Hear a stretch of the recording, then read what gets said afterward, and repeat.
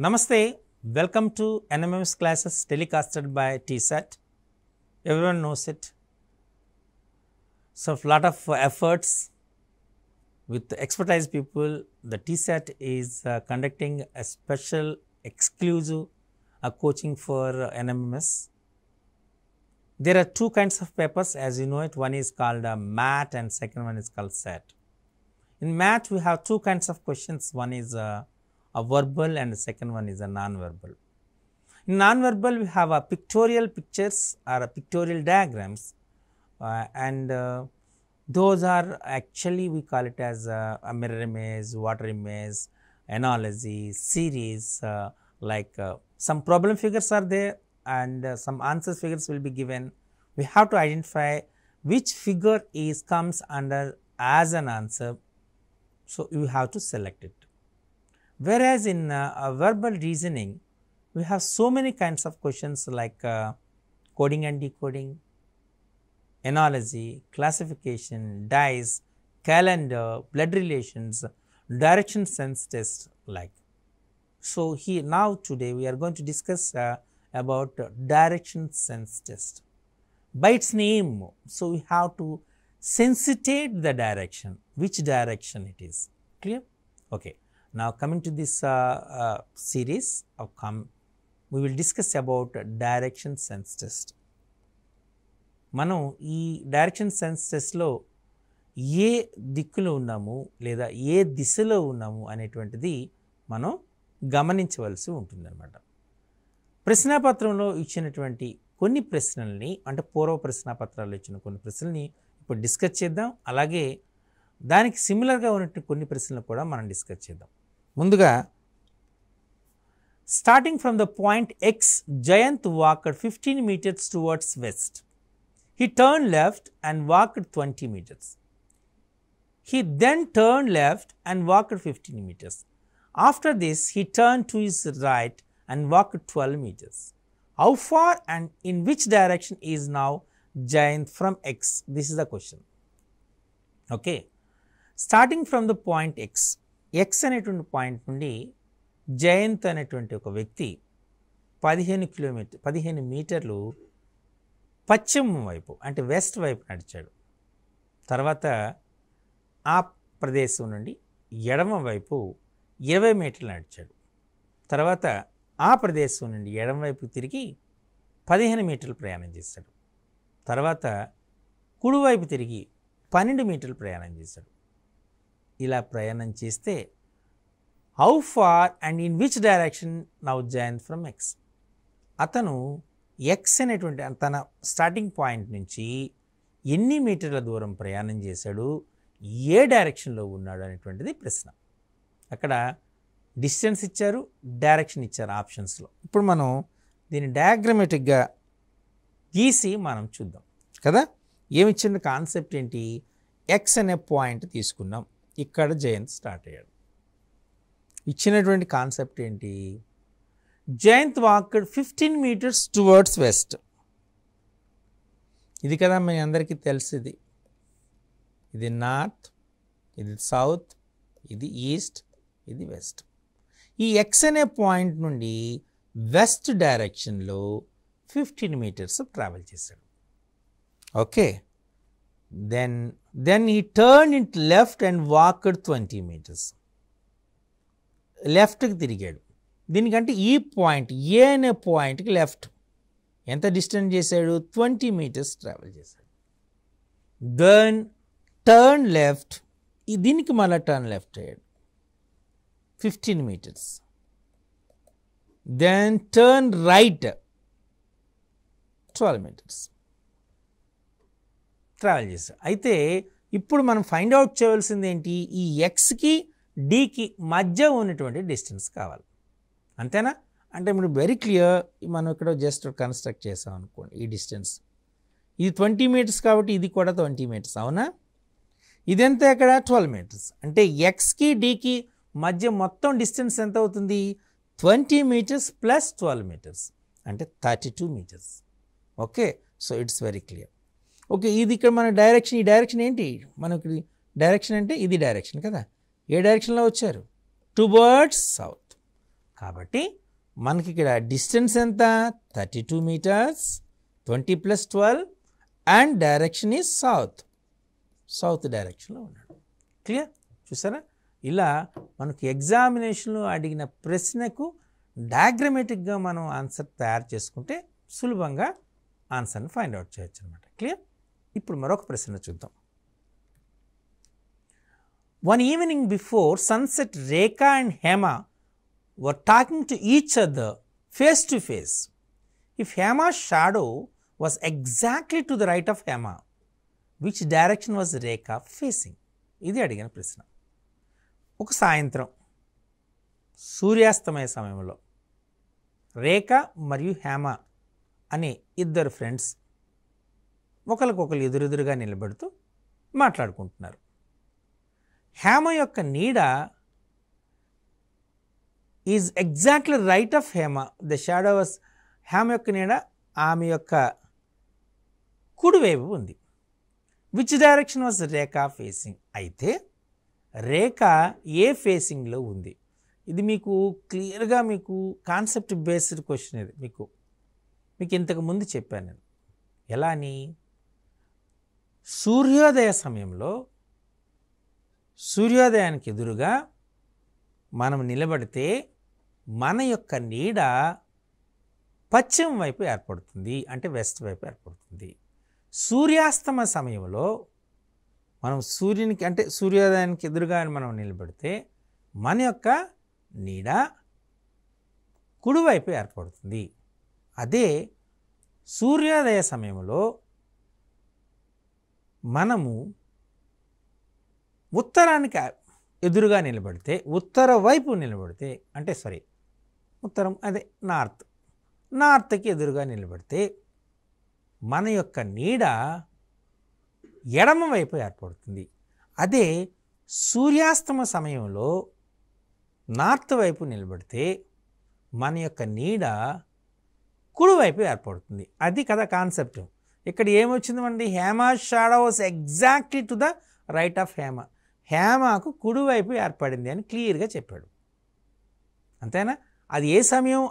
One evening before sunset, అంటే సూర్యాస్తమయ సమయంలో.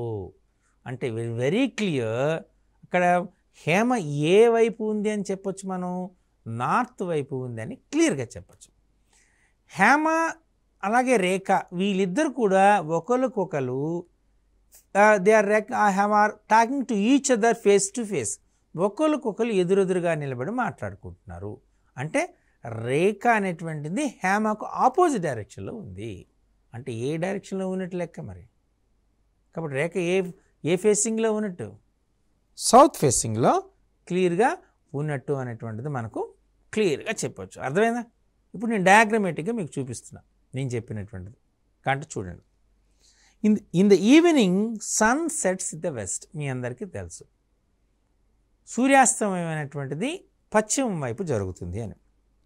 Hence then the shadow falls in the east. అందుచేత నీడ అనేటువంటిది తూర్పు వైపు ఏర్పడుతుంది. ఈ విషయం అందరికీ తెలుసు కదా. Hema shadow was to the right of Hema. Hema యొక్క నీడ ఆమె యొక్క కుడివైపు ఉంది. కుడివైపు ఉంది అంటే రేఖ ఏ డైరెక్షన్లో ఉన్నట్టు లెక్క? Rekha was facing towards the south. అది మీకు అందుకనే ఈ క్వశ్చన్స్ను ఆన్సర్ చేసేటప్పుడు ఈ బేసిక్ కాన్సెప్ట్ని చాలా జాగ్రత్తగా గుర్తుపెట్టుకోండి. బేసిక్ కాన్సెప్ట్ని గుర్తుపెట్టుకుంటే సులభము. అర్థమైందా? సూర్యోదయ సమయంలో ఉత్తరం వైపు నిలబడి మనం ఉంటే మన యొక్క నీడ ఎడమ వైపు ఏర్పడుతుంది.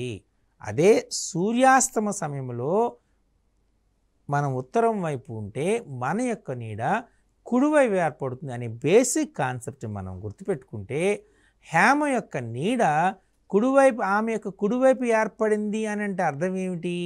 ఆమె ఉత్తరం వైపు ఉంది అని అర్థం.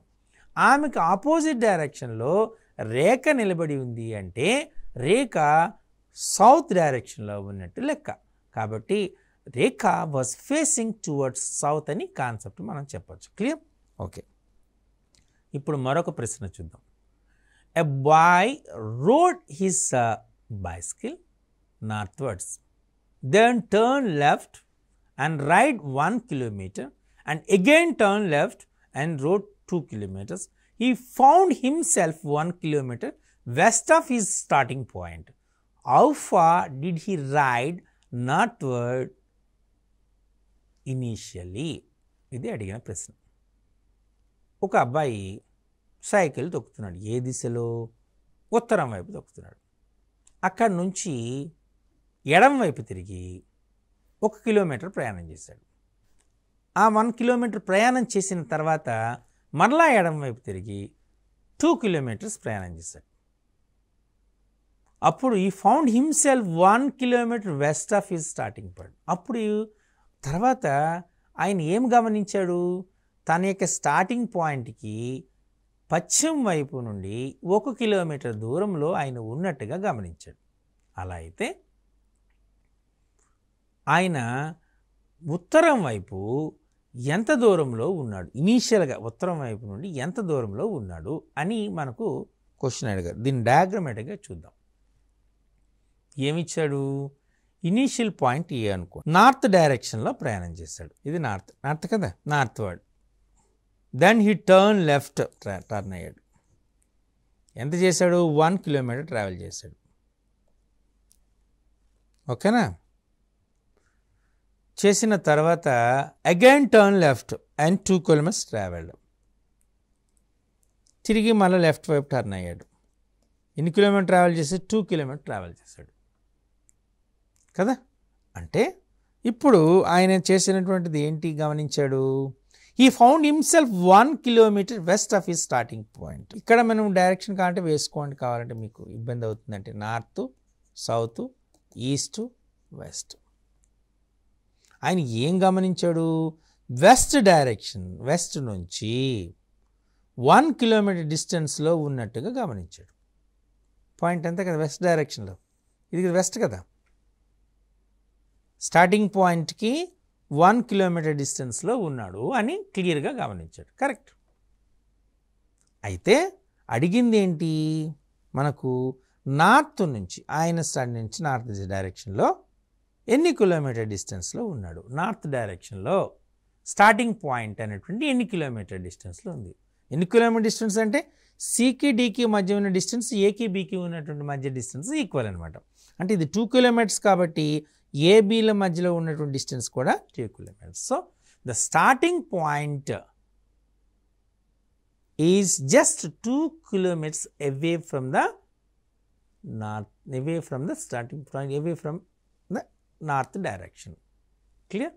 అంటే నార్త్ డైరెక్షన్లో ఆయన స్టార్టింగ్ పాయింట్ 2 కిలోమీటర్స్ ఎవేలో ఉంది, దూరంలో ఉంది అని క్లియర్గా మనం డయాగ్రామ్ బట్టి మనం క్లియర్గా చెప్పచ్చు. Clear? Okay. Now we are going to shift to another question. K is 40 meters southwest of L and M is 40 meters southeast of L. Then M is in which direction of K? ఇది మనకి ఇచ్చినటువంటిది. K అనేటువంటి ఒక వ్యక్తి అనుకుందాము లేదా object అనుకుందాం. అది 40 L అనేటువంటి దానికి సౌత్ వెస్ట్ డైరెక్షన్లో 40 మీటర్స్ దూరంలో ఉంది. అలాగే M అనే ఆబ్జెక్టు సౌత్ ఈస్ట్ డైరెక్షన్లో ఎల్ నుంచి 40 మీటర్స్ దూరంలో ఉంది.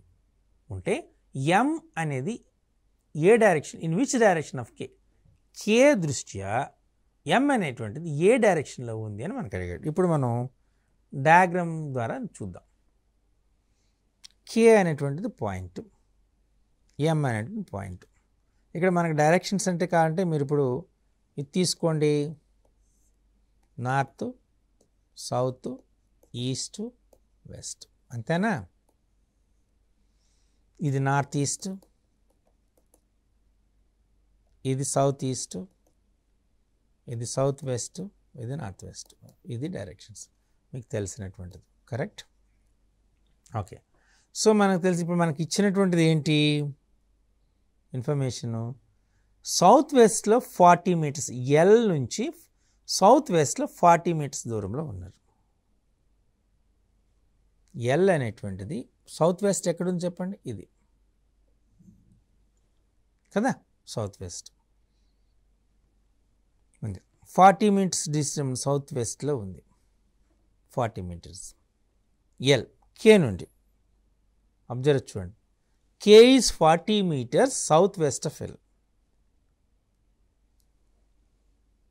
ఇది కదా సౌత్ వెస్ట్ డైరెక్షన్, అంటే ఇది డైరెక్షన్. ఎల్ నుంచి సౌత్ వెస్ట్ డైరెక్షన్లో 40 మీటర్స్ డిస్టెన్స్లో కే ఉంది. Okay, next. And M is 40 metres south east of L.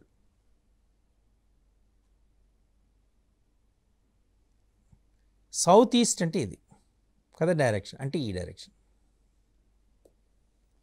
South east డైరెక్షన్లో 40 మీటర్స్ డిస్టెన్స్లో ఎం ఉంది, అంటే కే పొజిషన్ ఇది, ఎం పొజిషన్ ఇది. ఎప్పుడు ఎల్ ఎలా ఉంటుంది, ఎల్ ఇది పొజిషన్ అనుకుంటే ఎల్ నుంచి సౌత్ వెస్ట్ డైరెక్షన్లో 40 మీటర్స్ డిస్టెన్స్లో కే ఉంది.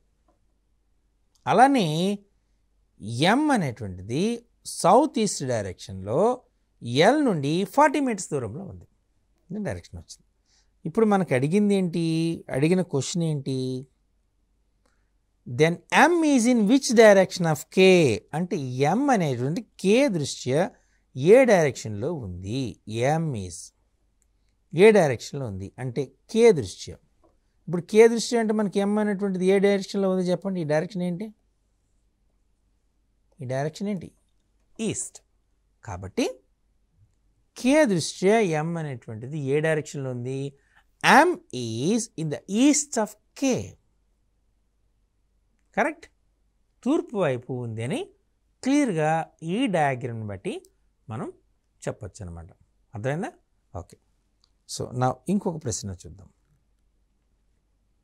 ఎ man walks 2 kilometers towards north, then he turns to east and walks to 10 kilometers.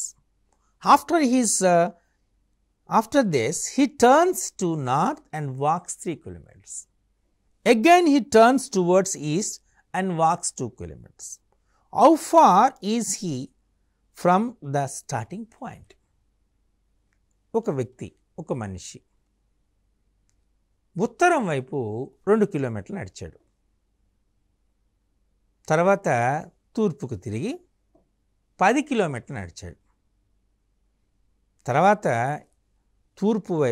ఉత్తరం వైపు తిరిగి 3 కిలోమీటర్లు నడిచాడు. తర్వాత తూర్పుకు తిరిగి 2 కిలోమీటర్లు నడిచాడు. అలా జరిగితే స్టార్టింగ్ పాయింట్ ఆయన ప్రారంభ స్థానం నుంచి ఎంత దూరంలో ఉన్నాడు అని ప్రశ్న అడిగాడు. క్వశ్చన్ కంటే చాలా జాగ్రత్తగా చూడండి. ఒక వ్యక్తి ఉత్తరం వైపు 2 కిలోమీటర్లు నడిచాడు. అక్కడి నుంచి తూర్పు వైపు తిరిగి 10 కిలోమీటర్లు నడిచాడు.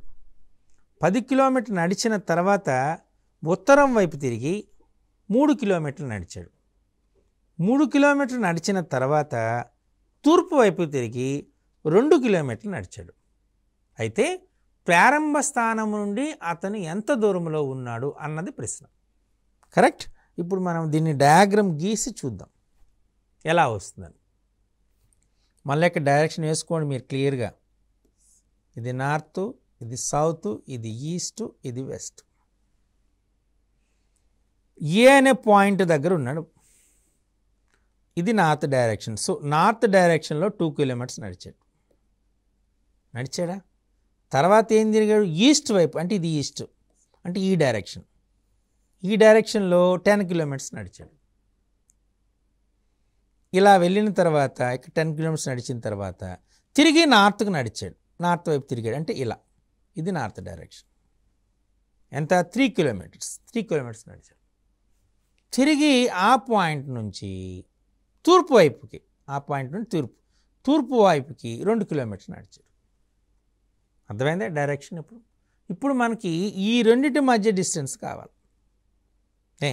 ఈ రెండింటి మధ్య డిస్టెన్స్ కావాలి అంటే ఏంటి, మనం ఫైనల్గా మనకి ఏమడిగాడు, ఏకి ఈకి మధ్య అయినటువంటి డిస్టెన్స్ కావాలి. ఎంత ఉంది అని అడిగాడు. అర్థమైందా? ఇప్పుడు మనం ఎంత డిస్టెన్స్ ఉందని మనం ఏం చెప్తాం, మనం చెప్పండి నాకు.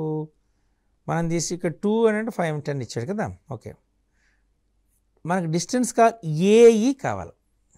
ఏకి ఈకి మధ్య ఉన్నటువంటి డిస్టెన్స్ ఎంత అవుతుంది చెప్పండి మనకి.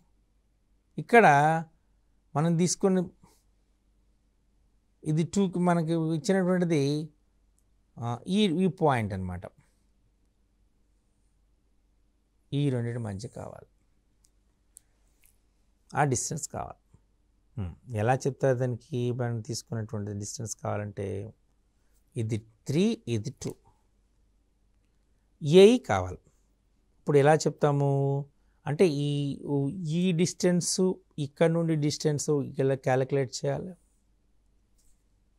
ఇక్కడ నుండి డిస్టెన్సు ఇది క్యాలిక్యులేట్ చేయాలి, అంతేనా?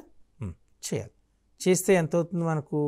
ఆ డిస్టెన్స్ అనేటువంటిదని తీసుకున్నాం అనుకోండి, ఇక్కడ మనకి ఇది 10, యాజ్ ఇట్ ఈజ్గా ఇప్పుడు నేను ఏం చేస్తున్నానంటే ఈ డయాగ్రామ్ని ఇప్పుడు మీకు ఆ ఐడియా కోసం యాజ్ ఇట్ ఈజ్గా దీన్ని ఈ డయాగ్రామ్ని సింపుల్గా ఉండడానికి డయాగ్రామ్ని అడ్జస్ట్ చేస్తున్నా, రీడ్ చేస్తున్నా. ఎలా అని? ఇది ఉంది కదా, ఈ లైన్ని ఇక్కడ గీస్తున్నా, అంటే ఇది 10, ఇక్కడ చూడండి అర్థమైందా? ఇది 2 కదా, ఇది 10 కదా, అంటే ఇది 10, 12 అయిందా? ఈ 3 ఇక్కడ గీస్తున్నా,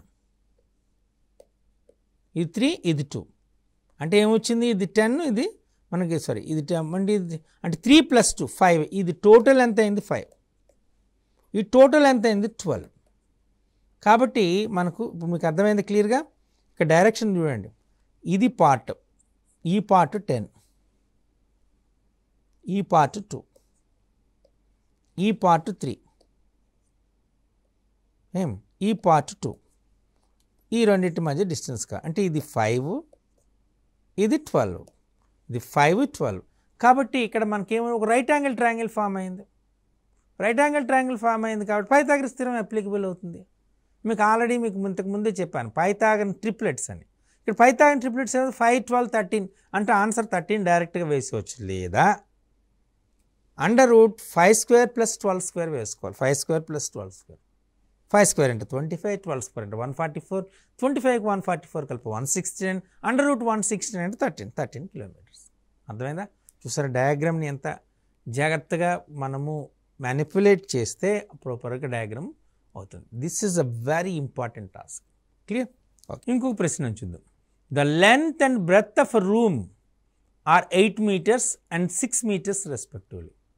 The length and breadth of a room are 8 meters and 6 meters respectively. A cat runs along all the 4 walls and finally along a diagonal order to catch a rat. How much total distance is covered by the cat? ఇది అడిగాం. ఇది ఏంటంటే పిల్లి ఎలుక మధ్య అనేటువంటి running competition అనమాట. ఫనీగా ఉంటుంది కదా. సో ఇప్పుడు చూద్దాం. అలా దాని ఒక సిచ్యుయేషన్ మనం తీసుకున్నాం. ఒక రూమ్ ఉంది, అదేం చేసింది? దాని రూమ్కి ఆ రూమ్ యొక్క మెజర్మెంట్స్ ఇచ్చారు. ఏంటి?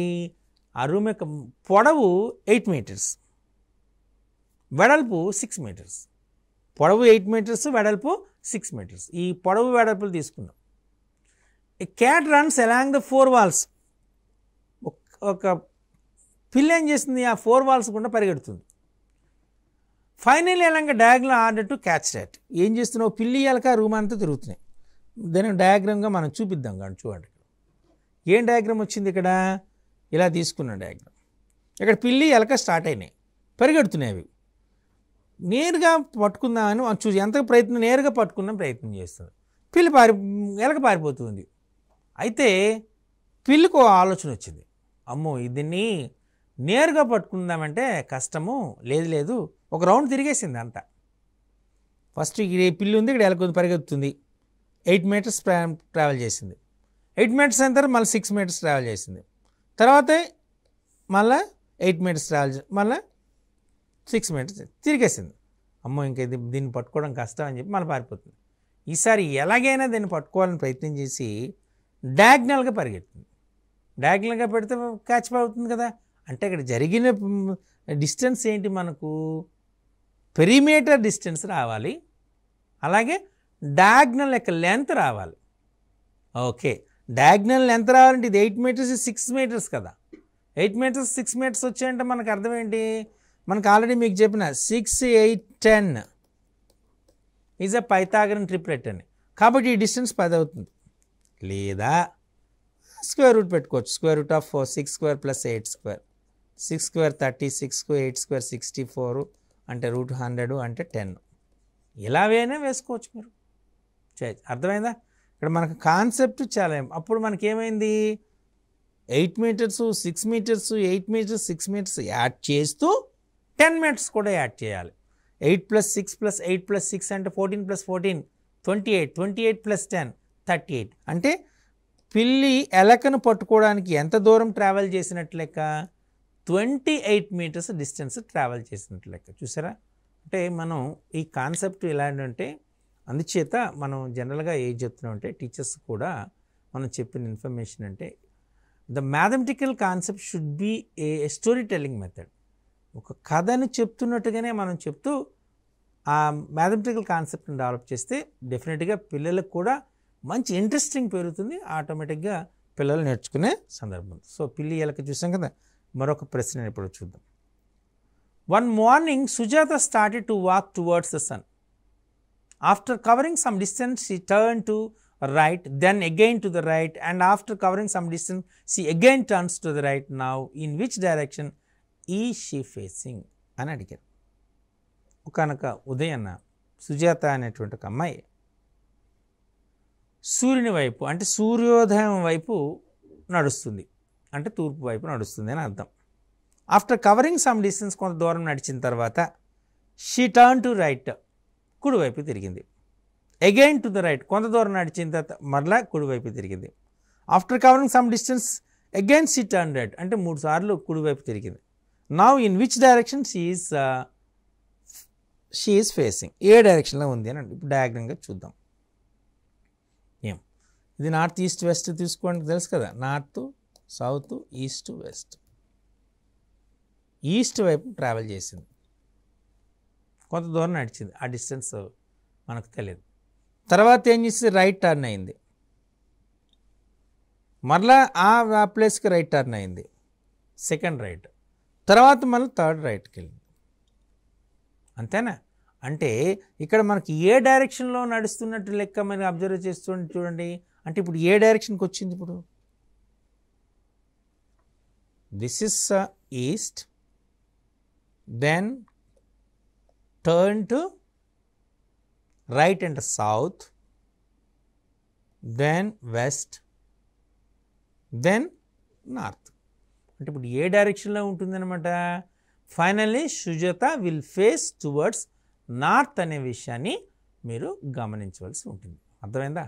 సో ఈ రకంగా మనకు డయాగ్రమెటిక్గా ఇచ్చేటప్పుడు మనం చాలా జాగ్రత్తగా అబ్జర్వ్ చేయాలి. జస్ట్ మీరు నార్త్ ఈస్ట్ వెస్ట్ సౌత్ అని పెట్టుకుంటే, డైరెక్షన్ వేసుకుంటే, డయాగ్రామ్ తీసుకుంటే చాలా ఈజీగా మనం కాన్సెప్ట్ని మనం చేసే అవకాశం ఎక్కువగా ఉంటుంది. అర్థమైందా? ఓకే, ఇప్పుడు మరొక ప్రశ్న చూద్దాం.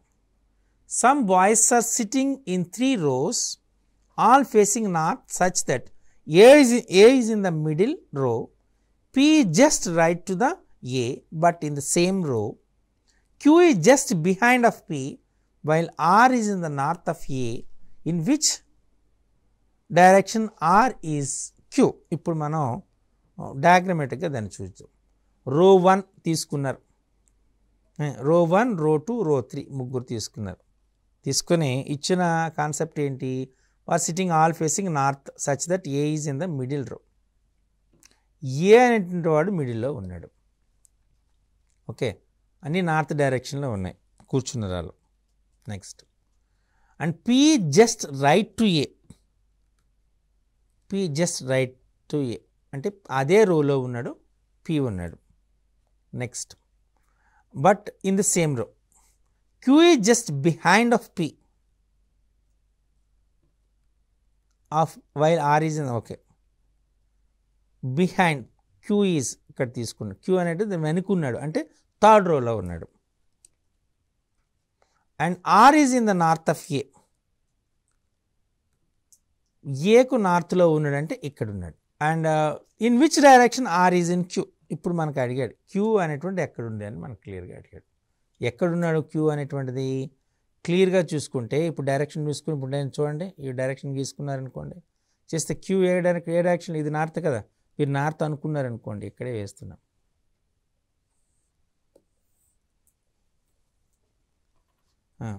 సెట్ ఏ డైరెక్షన్ వచ్చింది చెప్పండి నాకు, ఈ డైరెక్షన్ సౌత్ ఈస్ట్లో వచ్చింది, అంతేనా? అంటే Q is in south east of R, correct? This is the concept. ఈ రకంగా మనం ప్రశ్నల యొక్క సమాధానాన్ని సులభంగా గుర్తించవచ్చు. డైరెక్షన్ సెన్స్ టెస్ట్ పైన మీకు పూర్తి ఇన్ఫర్మేషన్ ఇవ్వడానికి ప్రయత్నం చేశాం కాబట్టి మరికొన్ని కాన్సెప్ట్స్ని మీరు మార్కెట్లో దొరికేటువంటి వివిధ బుక్స్ని ప్రాక్టీస్ చేస్తే మీకు డైరెక్షన్ సెన్స్ టెస్ట్ పైన మీకు డెఫినెట్గా మంచి కాన్సెప్ట్స్ వస్తాయి, అలాగే మంచి నాలెడ్జ్ వస్తుంది అని ఆశిస్తూ సెలవు.